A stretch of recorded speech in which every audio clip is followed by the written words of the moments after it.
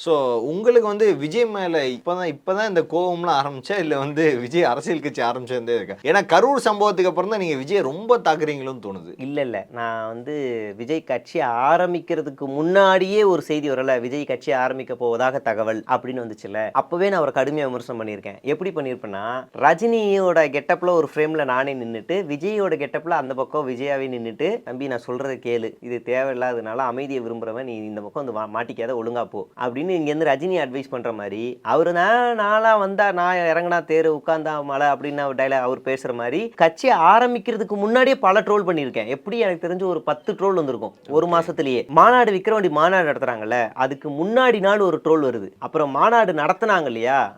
Sorry மாநாடு நடத்துற அன்னைக்கும் ஒரு ட்ரோல் வருது. அதுவும் அதெல்லாம் உச்சபட்ச ட்ரோல். எப்படின்னா, கட் அவுட்ல பெரியாரே பேசுற மாரி, பெரியாரே காரி துப்புற மாதிரி ஒரு ட்ரோல் அது. நான் இன்னைக்கும் அந்த வீடியோ டெலீட்லாம் பண்ணல. நான் டவுன்லோட் பண்ணி வச்சிருக்கேன்.